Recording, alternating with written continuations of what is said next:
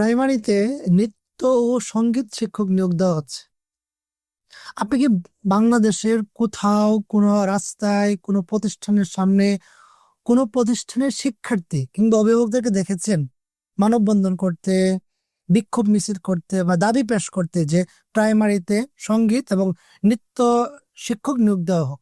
ইসলাম এবং মুসলিম জনপদের কোনো অভিভাবককে দাবি উঠিয়েছিল স্কুলের সামনে থেকে যে নৃত্য এবং সঙ্গীত শিক্ষক নিয়োগ দেওয়া হোক? তাহলে কাদের এজেন্ডা বাস্তবায়নে প্রাইমারির কচি কাচাদের কোমলমতি শিক্ষার্থীদের কৃষ্টি কালচার যেই পরিবেশে বড় হয়েছে ওই পরিবেশের থেকে ভিন্ন একটা সংস্কৃতি, ভিন্ন একটা তাহজিব তাওয়াদ্দুর শিক্ষা দেওয়ার জন্য কাদেরকে খুশি করার জন্য প্রাইমারিতে নৃত্য এবং সঙ্গীত শিক্ষক নিয়োগ দেওয়া হচ্ছে? যেখানে প্রতিদিন প্রতিটা মসজিদ থেকে, বিদ্যালয়ের সামনে থেকে, অভিভাবকদের কাছ থেকে, শিক্ষার্থীদের কাছ থেকে ধর্মীয় শিক্ষক নিয়োগের আলাপ উঠেছে, দাবি উঠেছে, আওয়াজ উঠেছে, বিক্ষোভ, মানববন্ধন সবকিছু হয়েছে, উলামা একরাম দাবি করিয়েছেন। তারপরও প্রাইমারিতে এবং হাই স্কুলগুলোতে ধর্মীয় শিক্ষক নিয়োগ দেওয়া হচ্ছে না। নিয়োগ দেওয়া হয়েছে নৃত্য এবং সঙ্গীত শিক্ষক। কেন? কাদেরকে খুশি করার জন্য? এই মুসলিম দেশে কাদের এজেন্ডা বাস্তবায়ন করার জন্য এই ষড়যন্ত্র করা হয়েছে? মুখে বলে যে আমরা জনগণের মতামত, জনগণের ভোট, জনগণের স্বাধীন ইচ্ছাকে সমর্থন করি, কিন্তু বাস্তবে যেটা করে সেটা হচ্ছে ষড়যন্ত্র, সেটা হচ্ছে একঘেয়েমি, সেটা হচ্ছে পশ্চিমা কৃষ্টি তাদের আদর্শকে বাস্তবায়ন করার পায়তারা।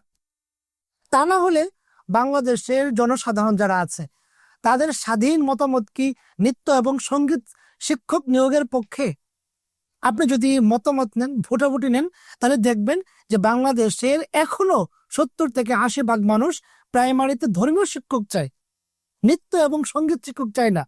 তাহলে কাদের এজেন্ডা বাস্তবায়ন করার জন্য, কাদেরকে খুশি করার জন্য এবং ওলামা একরাম বারবার বলার পরে তাদের কথাকে অমান্য করে কাদেরকে খুশি করার জন্য এই এজেন্ডা বাস্তবায়ন করা হচ্ছে?